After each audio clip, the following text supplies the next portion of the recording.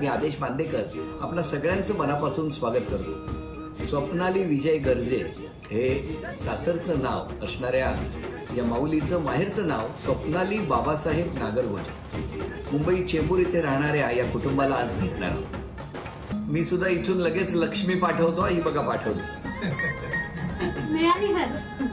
पण आता घ्या ना, उखाणा घ्या।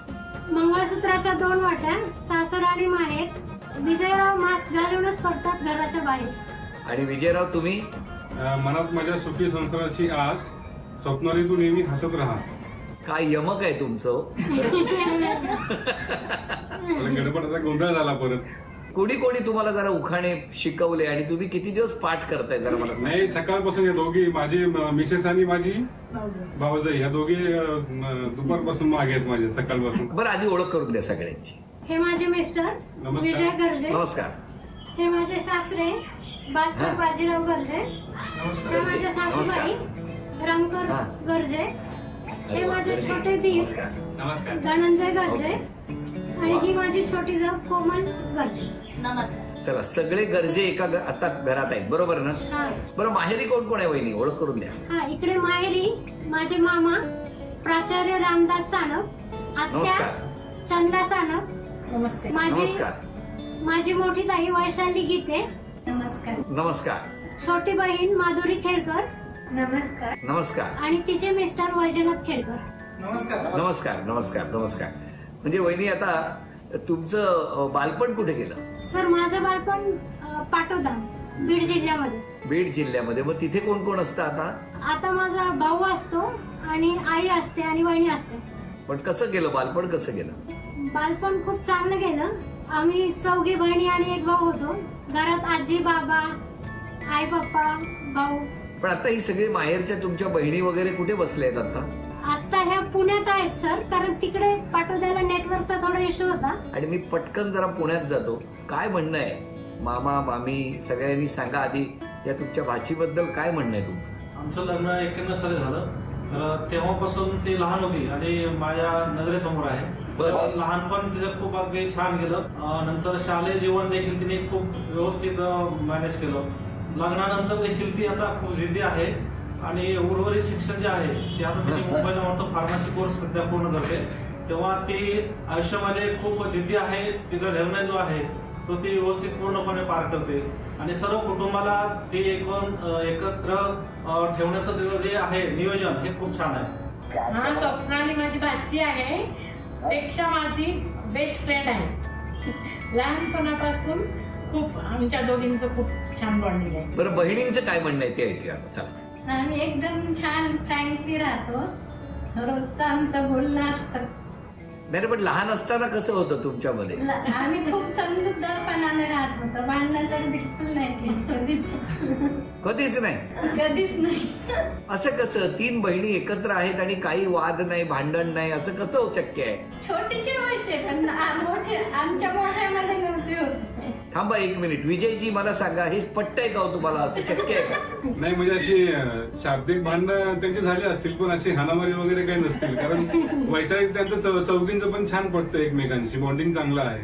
नाही, पण मला सांगा, या तुमच्या शेजारी बसलेल्या आमच्या ज्या स्वप्नाली वहिनी आहेत त्या कधीच रागवत नाहीत किंवा रागावल्या नसतील असं वाटतं तुम्हाला? नाही नाही, नेहमी रागवते।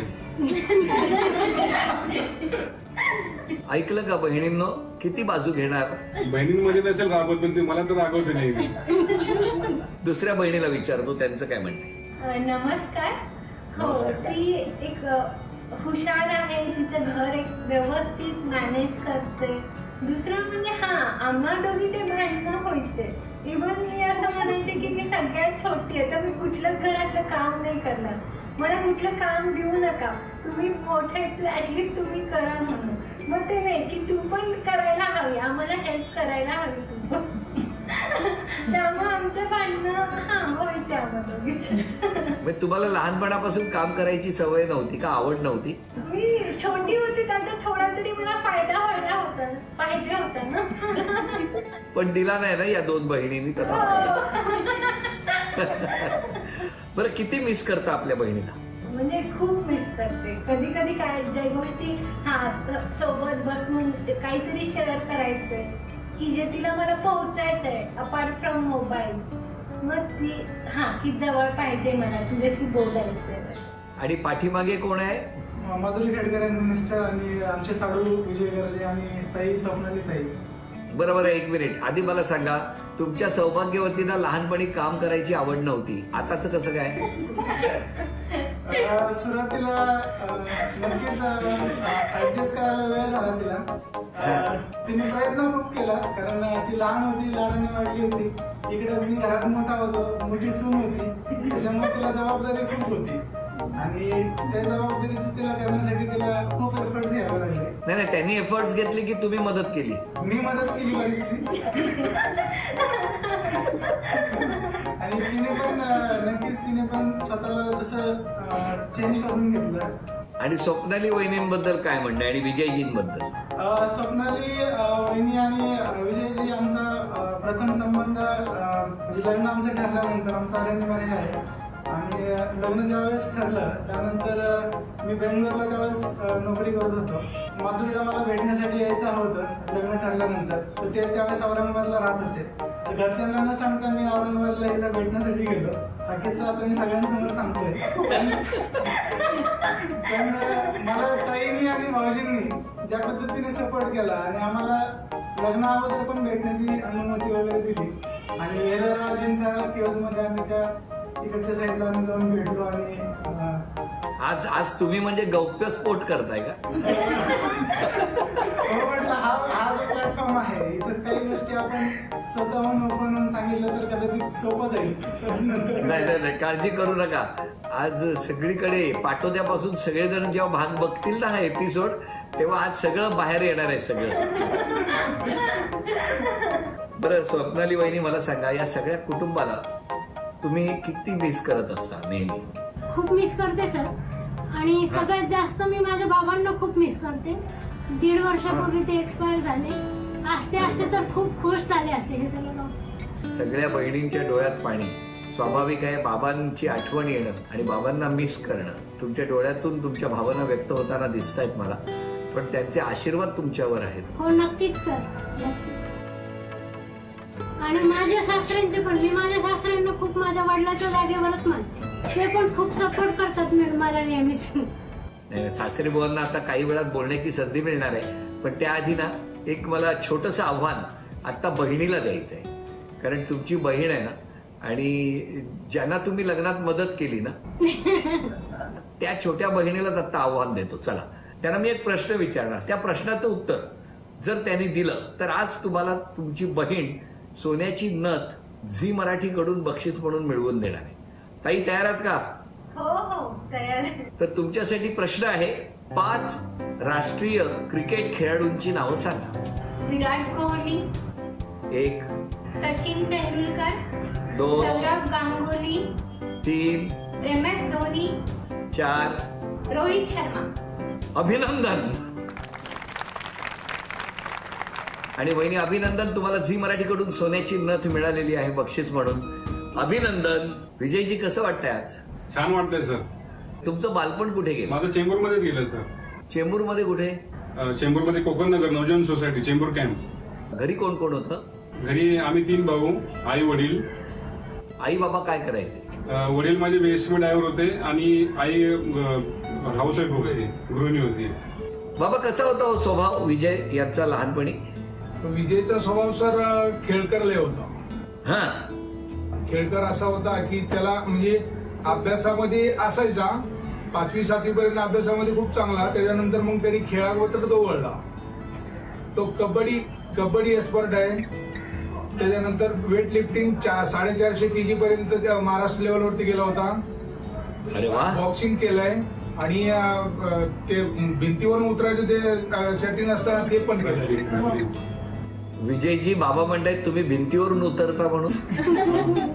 3 वर्ष एनसीसी केली, तर एनसीसी मध्ये रॅपलिंग वगैरे हा प्रकार पण मी केलेला आहे. अच्छा, रॅपलिंग करत होता. मला कळलं नाही. मला वाटलं रोज घरातून बाहेर पडताना सगळेजण पायऱ्यांवरून खाली जातात, तुम्ही भिंतीवरून जाता की काय? आई, तुम्ही सांगा. छान स्वभाव आहे, खेळ करू आहे, समजदार आहे. कोण कोण कोण? मुलगा की सून? मुलगा. अच्छा, म्हणजे सून नाही वाटतं समजून. सून पण आहे. अजून अगोदरच सांगितलं ना ते लग्नाच्या. हा बरं अगोदरच सांगताय लग्नाच्या. बरोबर. प्रेमळ आहे, खूप प्रेमळ आहे, जमलदार आहे. आणि सुनबाई कशी आता ते सांगा. सुनबाई पण तशाच. कशा म्हणजे? मग छान स्वभाव. तुम्ही एकदम थोडक्यात उत्तर देताय हो. काय वहिनी काय एवढं त्या हळू बोलतायत, कमी बोलतायत? आवाजच तेवढा. वहिनींची दहशत दिसते मला. बरं विजयजी मला सांगा, इतक्या खेळामध्ये तुम्ही म्हणजे वेट लिफ्टिंग, रॅपलिंग, बॉक्सिंग अशा वेगवेगळ्या प्रकारामध्ये तुम्ही इतकं काम करत होता, पुढे ते कंटिन्यू करावं असं नाही वाटलं? करावं वाटलं सर, पण पुढे कंटिन्यू मग थोडं राजकारणाकडे वळलो मी. आणि थोडं कंटिन्यू करताना कसं थोडंसं व्यवसाय पण होता आणि नोकरी पण होती, मग ते पण थोडंसं कमी प्रमाण झालं तिकडे. आणि त्याच्यामुळे खेळाकडे कमी लक्ष गेलं. त्यानंतर बरं बाबा कधी रागावलेत का तुम्हाला लहानपणी? हो, हमेशा. बाबांनी कधी असं ओरडलेत तुम्हाला? बाबांना आता पण सगळे घाबरून असतं. का हो, कशामुळे? आदरयुक्त भीती आहे. बाबांना विचारतो, बाबा तुम्ही कधी असं शिक्षा केली आहे विजयजींना आणि ती तुमच्या आजपर्यंत लक्षात आहे, असं कुठली शिक्षा सांगू शकाल?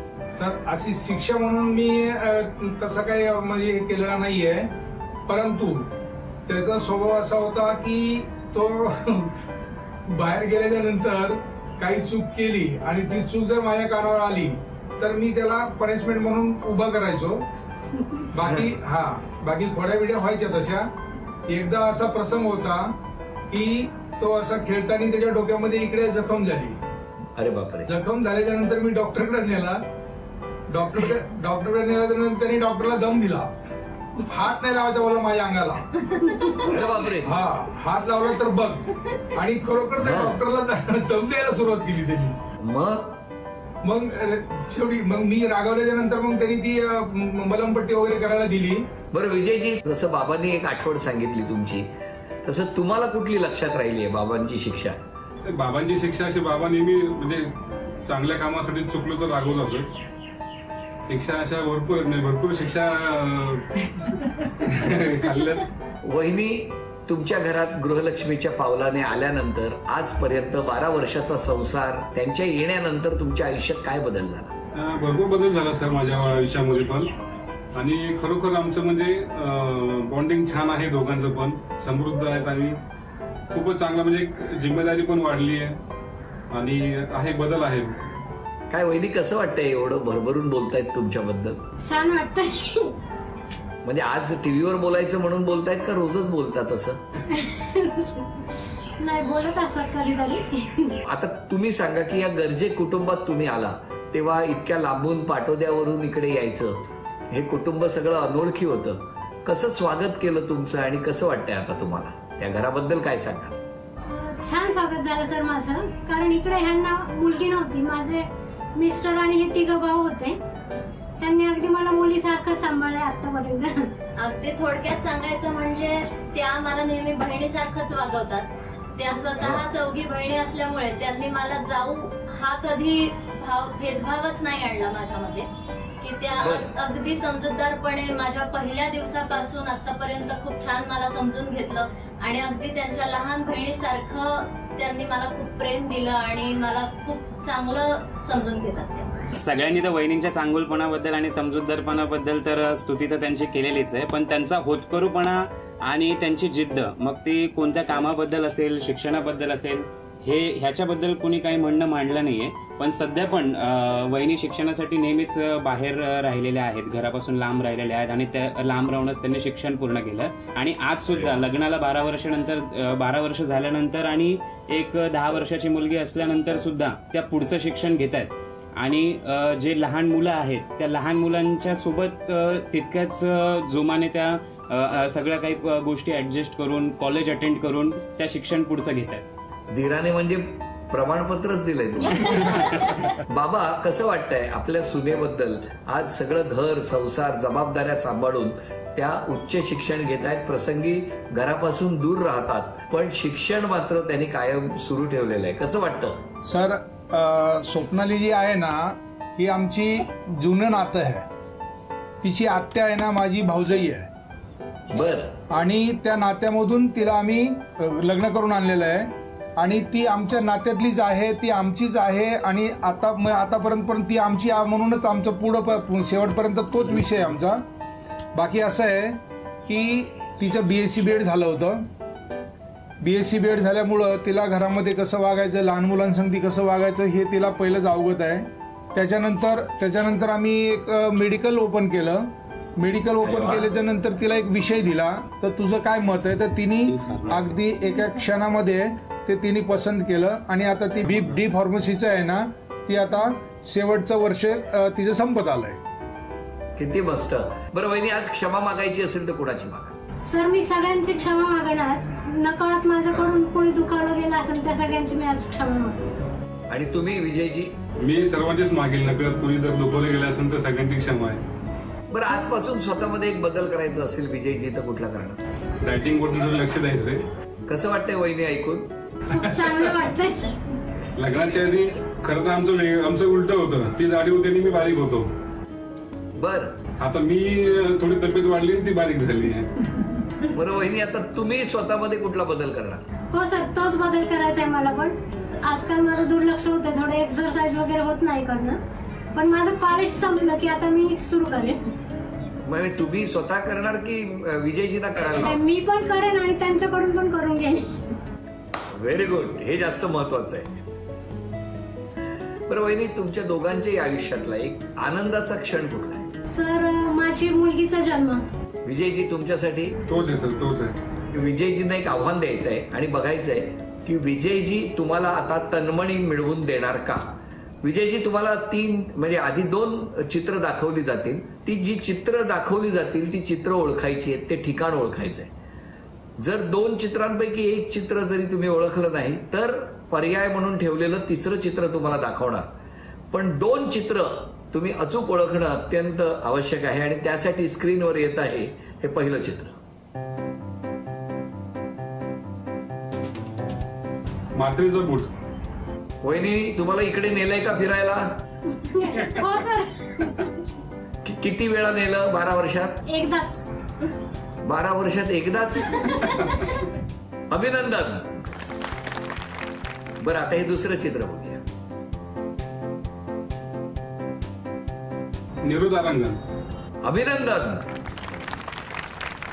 अभिनंदन. 2 चित्र ओळखली आणि या माऊलीला आपण तन्मणी, झी मराठीकडून तन्मणी हे बक्षीस मिळवून दिलेलं आहे. अभिनंदन. बरं, एक छोटंसं आव्हान आहे आता. तिकडे मोठ्या ताई खेळ खेळणार आहेत आणि इकडे जाऊबाई. लक्षात ठेवा, या खेळामध्ये 5 वस्तू सांगणार. त्या 5 वस्तू ज्या क्रमाने सांगणार त्या क्रमाने आणून द्यायच्या आहेत. तुम्हा दोघींपैकी सर्वात आधी जो कोणी खेळ पूर्ण करणार त्या आज पैठणी पटकावून द्यायचा मान मिळवणार. तेव्हा आता या माऊलीला, स्वप्नाली वहिनींना पैठणी कोण पटकावून देणार, मिळवून देणार ते आम्ही बघणार आहोत. वेळ 30 सेकंदाची आणि त्यासाठी या 5 वस्तू: चणा डाळ, खलबत्ता, हळद, पाकिट आणि गहू. वेळ सुरू झाली.